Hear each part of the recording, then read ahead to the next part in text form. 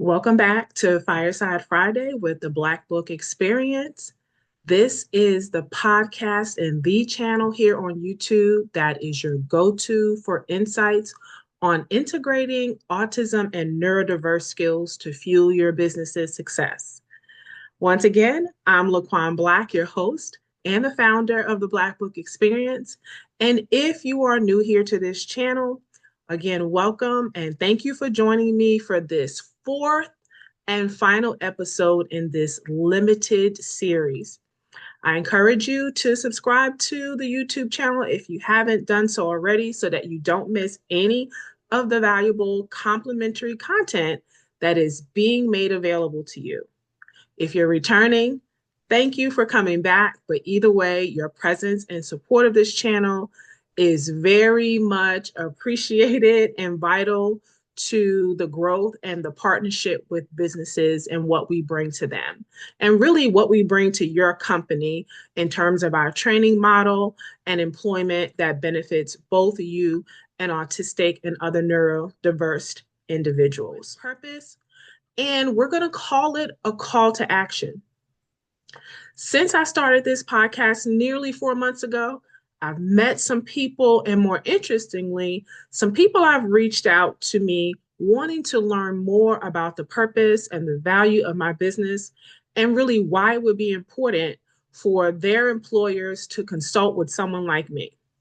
So, considering that, I want to use this episode as shared to summarize the importance and the value of my unique training model and what it means to any business in any industry. My model is one of a kind, and there is no other business that approaches autism or neurodiversity training from the angle or the perspective that I do. So I'm going to be conducting this one a little bit differently. Again, because I'm recapping, I want to make sure that people who are watching, you who are watching, have picked up some key points and some key takeaways. And one of the best ways to do that is through visuals, right? When you hear me talk about it, when you see the points on the screen, it helps to stick, because this is not just about what you hear me say today, but it's about what you're going to carry through to be able to support both autistic people and the business sector. Even if you're not a manager, you can share this video with your managers, because as I always say, we need allies at every single level of an organization. So here's my copyright disclaimer for some of the information that we're going to go through. And I just want to reiterate that I am sharing this visual as part of our final podcast, because I really want the points that have been shared with you throughout this limited episode series to really stick with you and help you stay focused on the message, because the message is way more important than me as the messenger. I am just a vehicle and a tool to be used in this process for us to support autistic and neurodivergent individuals. So, in the words of a well-known celebrity, let's get into it. One, I shared our origin story and I discussed why I started the Black Book Experience, right? And I really started this because it was driven out of a desire to be able to support people like my son, who is autistic and on the spectrum, to ensure that with his amazing abilities and other autistic and neurodivergent individuals who also have amazing abilities, to be able to find viable employment. They have very valuable skills that are useful in the marketplace at all levels of an organization. And it's really an untapped talent pool that I see we are really missing out on when we're looking at fulfilling roles in any company, again, in any business industry across the employment spectrum. And just as a reminder, autistic persons are the highest group of individuals with disability who are unemployed. So let me say that again. Autistic individuals have the highest unemployment rate across all individuals with disabilities. It's important that they be given opportunities, and that is the focus of what the business does, and how we're here to support people. So, our second point in terms of driving to the challenge, we discussed some examples in this same episode about my experience with my son in driving to help you all understand how I use yet another challenge that we were able to overcome to continue to practice the problem solving or solution oriented approaches that I have used all of my life and throughout my career to create this amazing business model to support the improved employment of autistic and neurodivergent individuals. Our focus is not about disability disclosure. Since autism is a cognitive disability, it's not one that you can see, but it's about re-envisioning your work culture for neuro-inclusion, which really provides the benefits of increasing revenue and improve team dynamics, all by creating a safe space for neurodiverse thinking. So if we're helping autistic people, we're really helping all of our teams across all of our organizations. Again, you'll really be able to see a return on investment.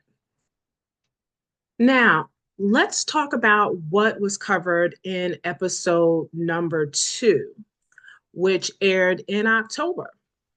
The focus of that was your company's internal and external customers, and through their practices and messaging and branding, what does that really look like? How do your internal customers, which are your employees, really view the brand of the business?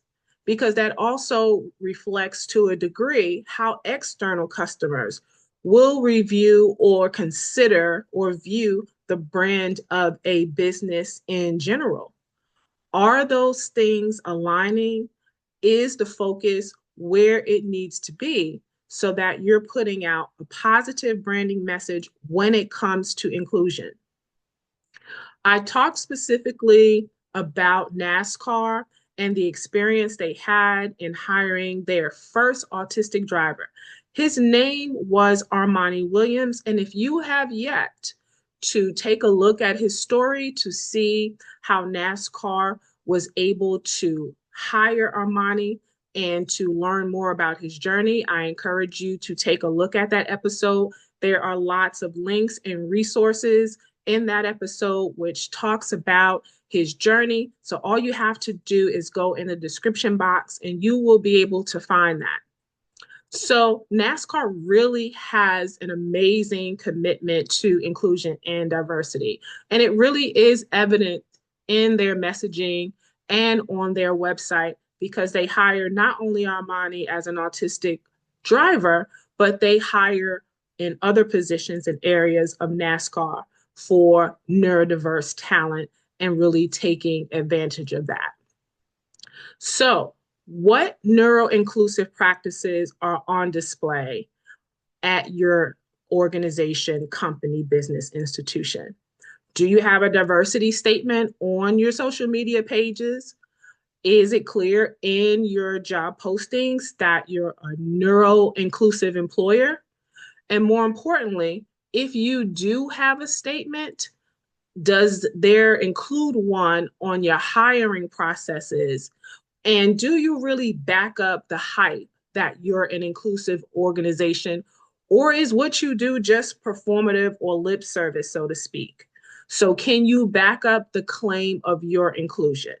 And that's really what is extremely important and something for you to consider and think about as you look at the branding of your business, as you think about the positions that you have open in your organization, as you think about the types of people that you want to be able to fill those roles, as you think about in this digital age, the importance of innovation, forward thinking, problem solving, and people being able to work through the steps of a process in order to deliver the product and the service that your business offers.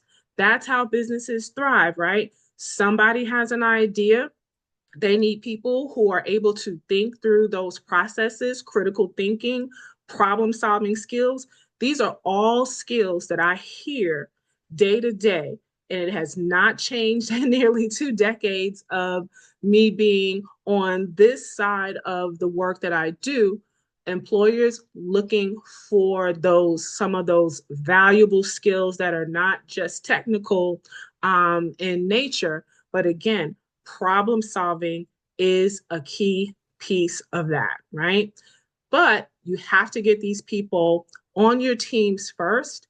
And it starts with you having a diversity or neuro-inclusive statement on your website and throughout your job posting. So that is very clear to individuals who are neurodiverse and autistic or the other diagnoses that fall under neurodivergence, that they are clear and comfortable and know without a shadow of a doubt that they have a shot at the position that they're applying for, that you have open in your organizations. How else would they know if you don't post it? And it will give them the opportunity to show up, to show you what they have to offer so that you can benefit once again from this amazing talent pool. Now, let's consider last month's episode, episode number 3. This episode was really chock full of information designed to get you moving without excuses, right? Last month's episode came in with hard facts. The numbers from 3 companies that created their own in-house autism program: SAP, JP Morgan, and Microsoft. 3 very, very big all names, having some space in the tech industry for what they do. Because again, with JP Morgan, even though it's a bank, they can't move, money can't move without the technology behind it. It really helped us to see the strengths of neurodiverse thinking on teams that, again, contribute to innovation within an organization and really supports productivity improvement. And take a look at episode 3, where I dive much deeper into some points related to how they were able to do this and accomplish this. And again, while those are large companies and they have a lot of financial resources to be able to create an in-house program, no matter if your own organization is large or small, you don't have to go at this alone, right? You don't have to have a big in-house budget to be able to do that, but it does need to be done and it does need to be addressed. And we talked a bit about some ways you can do that, which we'll get to in just a moment here. Also, in that video, I shared with you some specifics on how autistic people are able to process information. And again, the way they process information has a direct impact and correlation to productivity and technological advancements. And these in the 3 businesses that we talked about were able to harness that, so much so that they saw the value of not just implementing the program, but continuing the program and having teams that thrived because they had neurodiverse individuals and they address neurodiversity, not just from the perspective of a hire who has a disability, but really the impacts on the entire team for having this type of training in place. Again, these companies have a global reach and they work in different market sectors, which really shows the validity and the return on investment with real numbers and real numbers that have real bottom line impact. And when we think about some of the things that were discussed in episode 1, this is really the reimagination of your work culture to have both a social impact and improve productivity and innovation. As we think about the connection to episode 2, there is an impact on both your internal and external customer, right? Because that ensures that that money has a direct bottom line impact. And as a business, you're a business that is in business to make money. And that's not lost upon me as I engage in this work to support both your business as well as to improve employment outcomes for autistic people. Because if you don't make money, then you can't pay yourself. You can't pay the neurodivergent person. You can't pay anyone on your team, whether they have a disability or not. What I also did in episode 3 was that I announced that I created a quick start guide.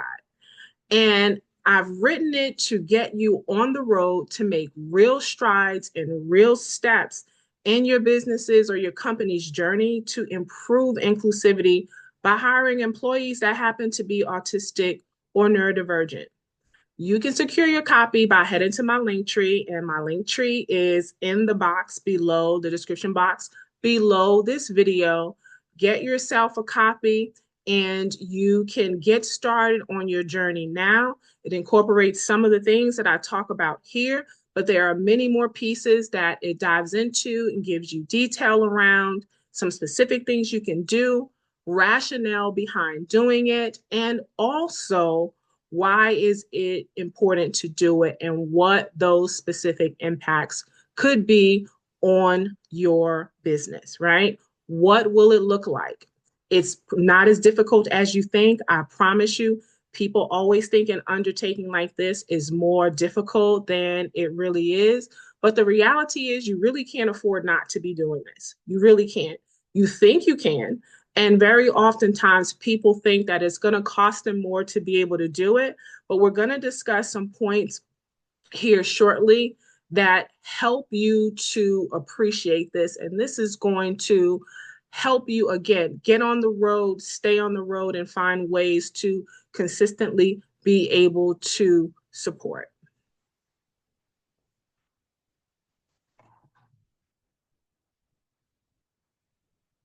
All right. So, really, I want you to start thinking as you think about some of the obstacles that I want to be able to help you to maneuver to make this part of your business's growth strategy. Here are some points for you to really keep in mind. There is a hidden cost of autism and neurodiversity ignorance and any unconscious biases that exist at any point in your screening, interviewing, onboarding, and retention processes. And it will definitely have a negative impact on productivity and the innovative progress of your business. And while artificial intelligence and use of LLMs or large language models, get used to hearing that as AI advances and grows, and also algorithmic advances, it will help to support your business and actually all of our businesses. The back end of that will always remain people and people focused. And the people in your businesses that work for you and the people that need your product and services as well. If everything was machine driven, then where would your own job be, right? Who would be the buyers of your products and services if you're not even employing people in your businesses or you're focusing solely on tech? We need people to drive innovation. That's how we came up with AI to begin with, right? And people have to get money from somewhere to be able to buy what your businesses offers, right? Keep these things in mind, okay? And I would not recommend, as your consultant, that you get comfortable in the thought of automation and AI fully carrying the innovative or innovation wave at your organization, because where our future is headed, we really need both of those things. And we need humanity and a human touch to be able to balance out what technology is able to help us do to work smarter and not necessarily harder, right? And the need for increased humanity and social justice impacts embedded as part of our business model have become increasingly pronounced in the wake of the tragedy of the United Healthcare CEO that lost his life recently. And without getting too deep, I will ask you to take a moment and ponder what humanity means to both you personally and professionally. Humanity is at play on both sides of the equation. As we watch the outcome of this situation unfold in real time, and thereby, here is our call to action and some points I want you all to be able to consider. Now that we've taken a moment to think about that and process it, let's consider the economic impact on your hiring process. Salary.com this year shared the cost to replace an employee is about half of the salary of the open position that you have available, and it goes up to as much as double the salary of that same position. Meaning, if the established annual salary for a job role that you have open is $50,000 a year, then it could cost your business on the low end $25,000 a year, and on the high end to as much as $100,000 to fill it, depending on the role. This makes putting the right person in place that much more important, because wrapped up in that is the recruitment cost, the onboarding, loss of productivity by both the missed position, right? The position going unfilled, and by current team members, including leadership, that are involved in getting the position filled and in the hiring process. This is something that's not often talked about.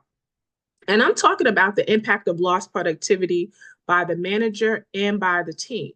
We have less people, they're focused on something else, and that is finding out who's going to pick up that slack, right? And sometimes we spread that work amongst other team members. And if we're spreading a whole position amongst other team members, then that means they are less productive because they're having to pick up the load due to an open position. So what are you going to do to get and keep a talented person in that seat, which should include consideration of autistic or neurodivergent persons that are looking for work and they have the employable skills that you really need? Here's something else that's not spoken about very much, and I touched on it also in a previous episode. You likely already have an autistic or neurodivergent employee, whether you know it or not. Losing them can also happen due to misunderstandings, and this contributes to your turnover. So training for hiring and retaining autistic and neurodiverse individuals has to be comprehensive, right? Get new talent in the door while you also or simultaneously keep those already in your organization. Addressing this from all sides is really the key to making this work.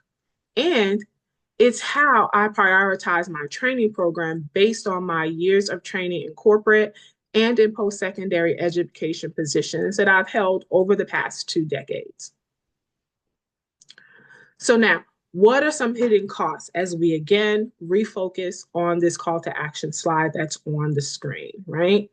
Missed competitive advantages, right? Because you're missing the opportunity to hire individuals who think and can process information very differently in a much more narrow and focused way than a non-neurodivergent person might be able to do.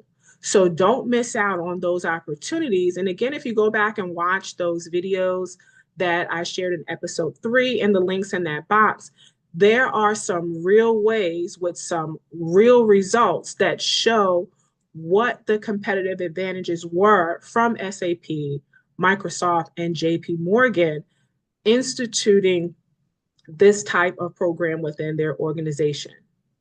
Also of importance are potential legal risks from discriminatory practices, right?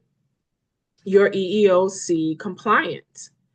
The disability you can't see in autism is what can make it so easy for you to be able to miss practices that you should or should not be doing, right? And cause you to contribute to missing the mark on meeting equal employment opportunity compliance. And then let's think about the reputation or the impact of the organization in the talent marketplace. No one wants their reputation being that they are not an EEOC compliant organization, or they don't know how to navigate and deal with that, right? That could cause a lot of problems. And we have seen with companies like Starbucks, for example, who when your reputation is damaged because of some sort of reason, then it can create a lot of problems. And the goal here is to help you be able to avoid that. These are not just tasks for human resources to think about, as this slide indicates, but they're really for every single employee across the organization, whether they're management, mid-level manager, senior manager, or your day-to-day employees without any management responsibility. It's really everybody's responsibility to think about it and to comply, because we're all involved in ensuring that the workplace works for everyone with or without a disability. And that is what makes training like this so important, because as I've been saying, with the right training, everyone benefits, not just those with a disability. All right, so as this slide indicates, it's not the end. It may be the end of this limited episode series, but really it is the beginning, right? What are you going to do now that you have this information? Are you just going to sit on it?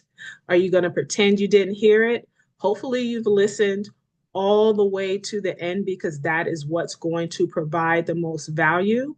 Because as I stated earlier, we need allies at every single level of an organization, no matter what your role is in the organization, to make this happen and support it, because it's about advancing work culture so that we can keep good, talented people without a lot of turnover, because that creates more money in a business. The business has more money to pay employees, and employees have more money to be able to buy the goods and the services that your business sells. And your internal customers will really be your best ones to tout what it is that your company does when they're talking about it to other people. We know word of mouth travels much more quickly than anything else, and people are quick to spread a bad review, even more so than they are to spread a good review. Unfortunately,